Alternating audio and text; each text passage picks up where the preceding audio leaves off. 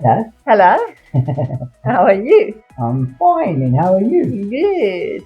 Cool, man. So, welcome to BBHC's podcast, episode 3. Yeah, And today we're going to talk all about the different programs that we offer.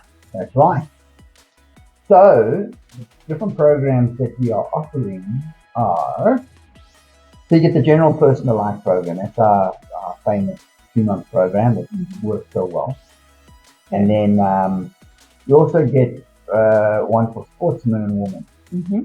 And you get one for breastfeeding mothers or women who want to fall pregnant or women who are already pregnant. Okay. Yeah, and there's also a nice one for teenagers. Mm-hmm. Teenagers obviously have to eat a certain way. You'll know that they're really stingy. And then there's one for toddlers and infants and larger children as well. So we have programs for basically anybody. Wow. It's like kind of personalized, individualized program. Mm-hmm. Yeah. So why don't you tell us a little bit about the ones for the pregnant mothers or the breastfeeding mothers? Yes. So, yes. So we have for women who want to fall pregnant. We have for women who are pregnant and women who are breastfeeding. Ah. So some women just fall pregnant even though they don't want to or they weren't expecting it. Like You don't me. have to do anything. Yeah. You just fall pregnant. Yeah. It's like That's scary. I wouldn't want to do this program if you're just like going to fall pregnant. No. So, but some women are, having trouble. Yeah. Some women are older and they have trouble. But body weight definitely plays a factor in falling pregnant for sure. Then you've got underlying health conditions that would prevent you from falling pregnant. And things like hormonal problems, imbalances. Even lifestyle choices, maybe they are drinking or taking drugs or something like that. Some kind of medication. Some kind of chronic medication, yes. Or something like PCOS, polycystic ovarian syndrome. Yeah. That actually gives you trouble falling pregnant. It's not untreatable. You can handle it. And with our program, we can handle all those aspects. Yeah. So the woman can lose the weight, she can get healthy, handling any underlying health problems, including PCOS, and start off on a good point, healthy, and then you fall pregnant. And then once you're pregnant, of course, now you have to have a good diet so that you can, you're eating for you and for your baby, and you've got to make sure that whatever you're eating is going to help the development of the baby. It's going to influence the metabolism of the growing baby. It's, it's even going to ease birth. If you are not, if you've lots of energy and you're strong, you've got a good immune system, then you're going to have an easy birth, And there's that hormone that gets released that splits the pelvis when it gets close. So, if your hormones are not in balance, that could cause a problem with that even. Exactly, yes. It's like that SI joint it comes loose and the pelvis.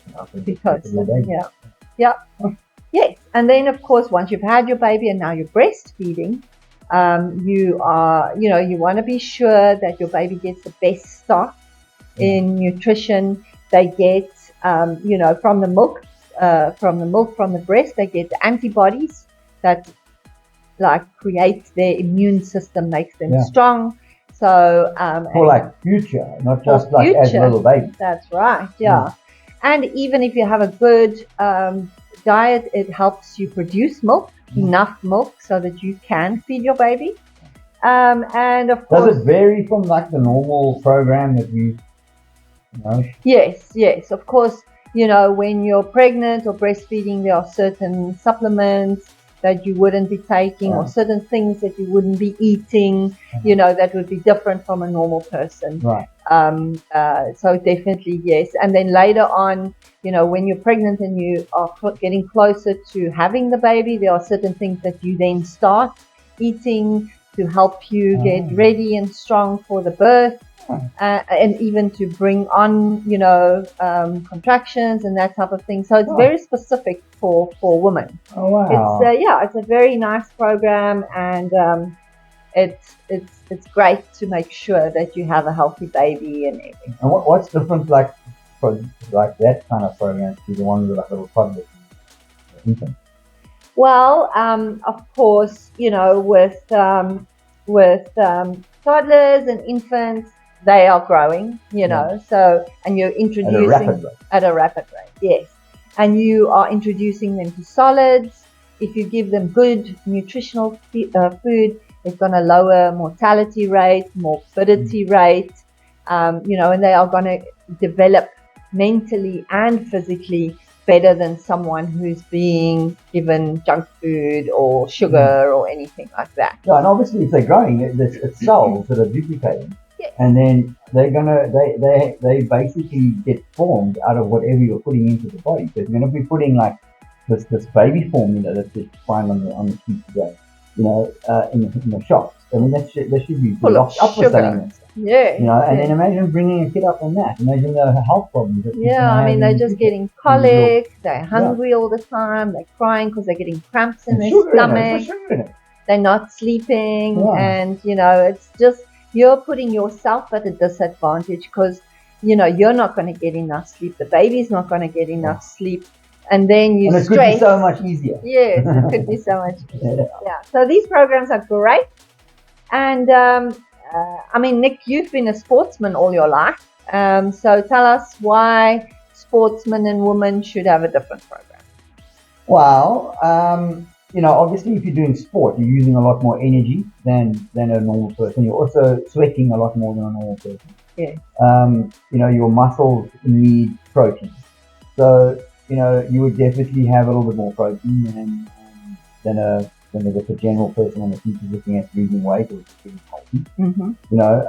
And then you have sustained energy. You can go longer with your sport, on less fuel. So, and you're also, because of the fact that because you're expending so much energy doing sport, you're going to be putting so much more food into your body. Well, supposedly.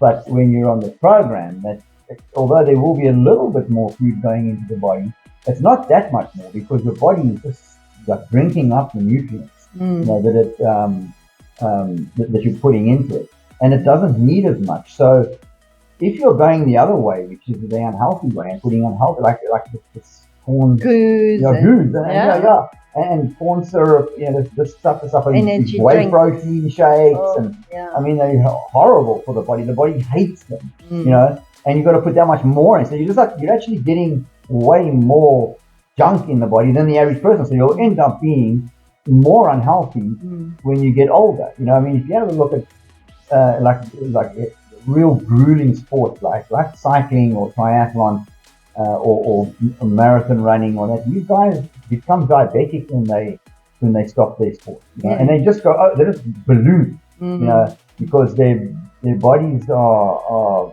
like messed up from all the junk that they've been filtering through their bodies, literally the body's just sponging up all these.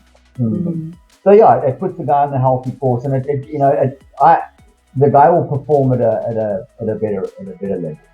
When he's on this, and he will also have more longevity. There's a famous ultramarathon runner who fought us. He won the Comrades Marathon so many times. It's the largest ultramarathon race in the world as far as runners or participants.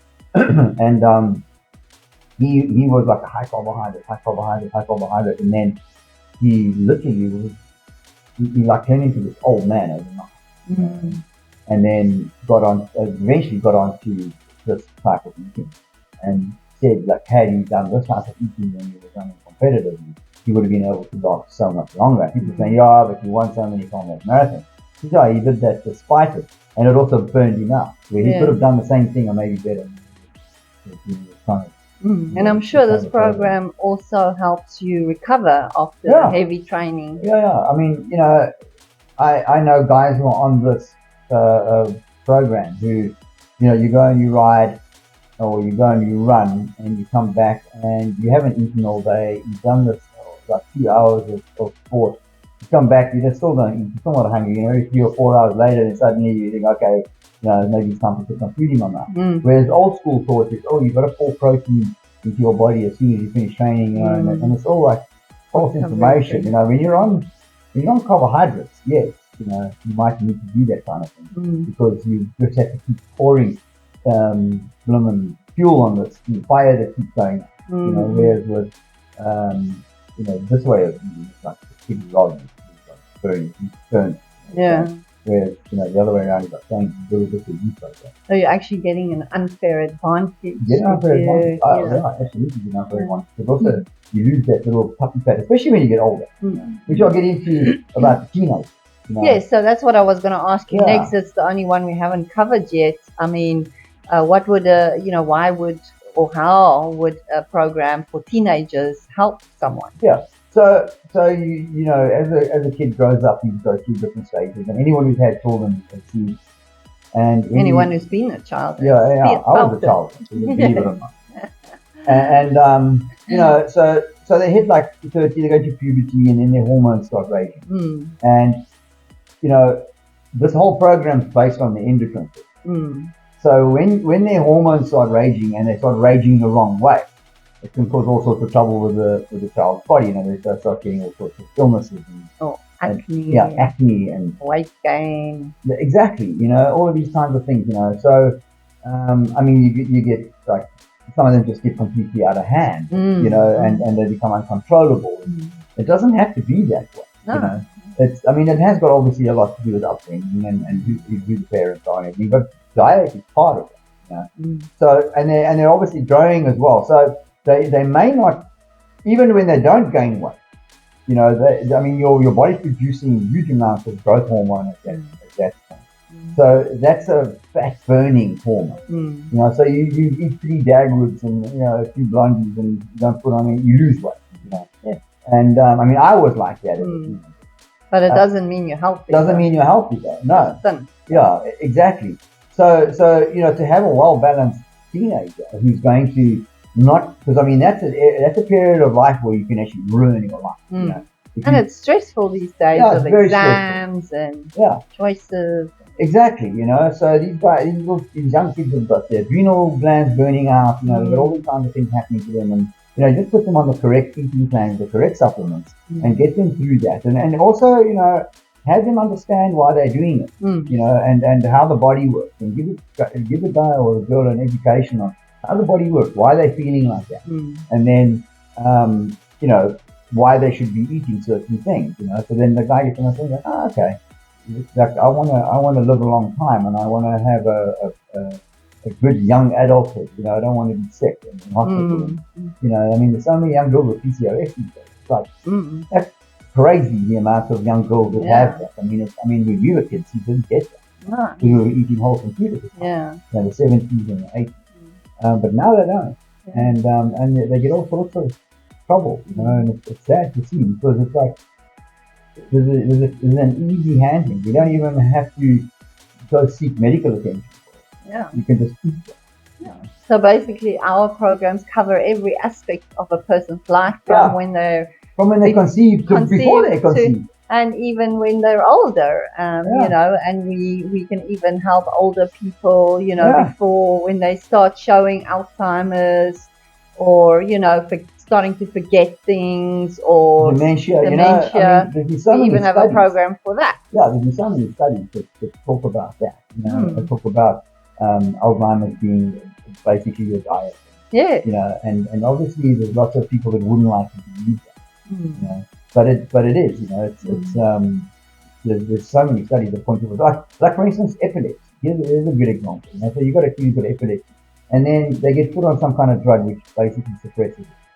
But you put it's been proven over and over. It's emphatically proven that this kind of eating handles epilepsy. The kid eats like this for the rest of his life. He won't have There was one kid that a doctor in the US helped, and he was getting 7 fits a day, like 7 fits a day, and that'll eventually kill you because it's hard. The children don't eat right. Yes. You know, when they're doing this, they get thin and then they eventually their diet they start.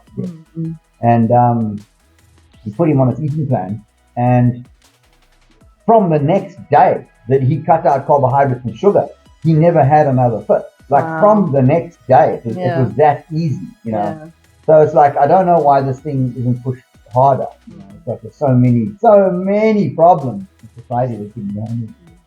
So basically, our program is there, ready for anybody with anything to get handling, and we love all they doing have this. to do is ask. Yeah, and we can do it in Spanish, Afrikaans, English. So we're busy getting someone to do coaching for us in the UK, German and Japanese, Chinese, Vietnamese. And I mean we have someone handling South America for us. You know.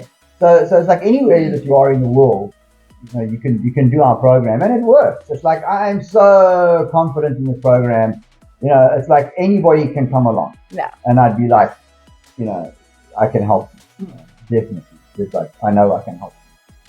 Great. So what's the next episode about?